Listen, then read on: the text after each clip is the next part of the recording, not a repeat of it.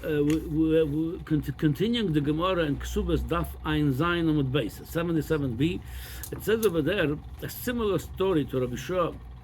When Levi was also Rab Chanina bar Papa, the Gemara says Shushbina Hava. He was also a friend with Malach Hamaves. Malach Hamaves is a friend of Chanina bar Papa. You see those great people. Not only the Malach Hamaves, they were not scared of him. He was a friend of theirs. Then came time for him to go away from this world. They told him, go ahead and do like he wants. Meaning, like we said yesterday, don't force him, don't take his neshama by force. Convince him and tell him, how he wants to handle it. His transformation from this world to the other world. Ozal Lagabe v'Yischazal. So Malach went to him, appeared in front of him. So Rab Chanina bar Papa told him, Amar leShavkin Tlosin Yomei. Give me 30 days, he says. Why? Ad Nahadar Talmudai. I need to review my whole Talmud. He says, the Amorei, it says, Ashram Yishabolakan v'Talmudai b'Yodai. It says in Gemara and Pesachim, fortunate the man that comes to the other world and he the Talmud in his hands, meaning he knows it, and he could converse with them about his learning. So I need to review it, make sure when I go there, I'm one of those people that Talmud b'Yodai. Shavke, he led them, says, fine, fair request, I'll give you 30 days. You go over your Talmud, go review your Shas. Levasar Tlosin Yomin, after 30 days, Ozal is Chazalei. Now he come, okay, we did the deal. He told me after 30 days, come to you, I'm back. What's now? He told him, Amarlei, Achveli Duchtai. He says, now show me where, give me my place in Gan Eden. I want to know where I'm going to. Amarlei Lechaye, Gesundheit, you want to see a place? I'll show you. Amarlei, he told him, Malach Hamaves, Rav Chanina bar Papa, told him, Malach Hamaves, Havli Sakinoch, Dilman Bevatali Beorcha, exactly like Rabbi Shua ben Levi told him, Malach Hamaves, give me your sword, your knife. This way I'm going to hold it, because otherwise, travel with you while you're holding the knife, I'm going to get scared from your knife.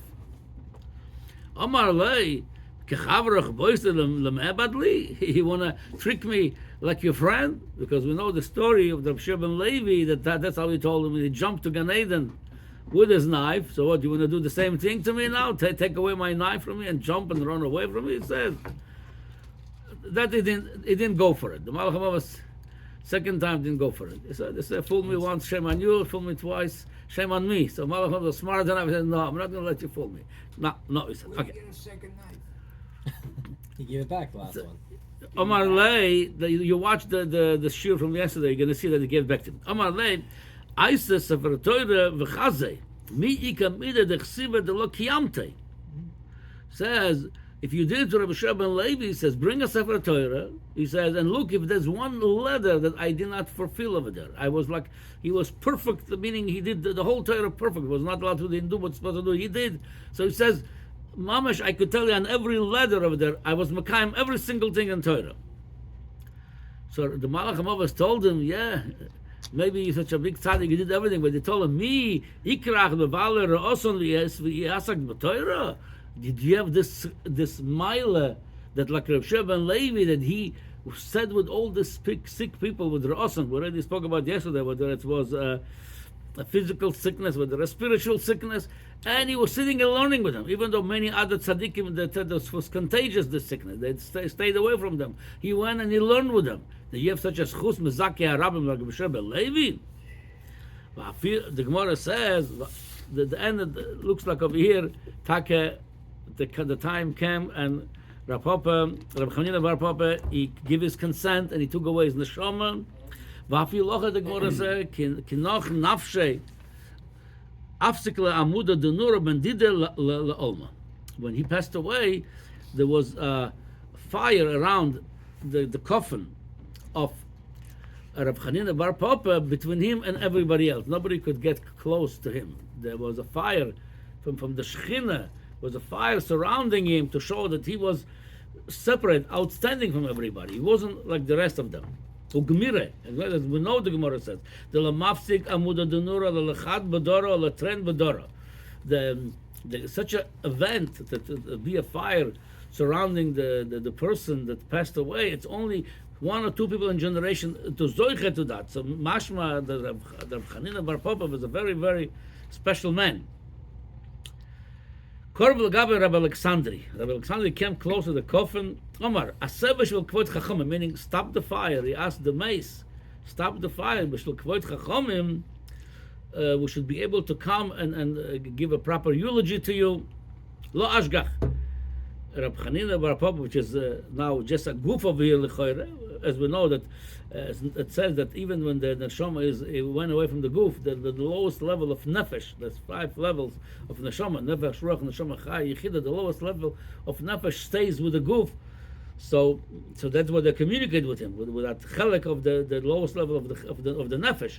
So he told him, do for the honor of chachomim that let us come and give you a proper eulogy. He says, lo ashgach. He didn't respond. The fire continued. I told him, the honor of your father, meaning we want to give you a eulogy, if not for you, the honor of your father. Lo ashgach. He didn't go away. Then the term so at least do it for your own honor, for you. We want to give you a eulogy for you. The Gemara says that when you heard that do it for your own sake, is talig. The fire went away, and they were able, and they were able to come close to him and do the procedure to give him a eulogy and to malava him. Omar Abaye, that fire indicates that fire comes to only such outstanding people that they did everything in Torah. If somebody didn't do one letter, meaning he didn't do everything perfectly, it's not zoiche to that fire. So what we see from this, the Gemara continues. What we see from here. One more line. Then we're going to say this. The Gemara says, "Amala Rav Ada bar Masna la puke mimad lo isle maakele gore." You don't know that fire coming to exclude.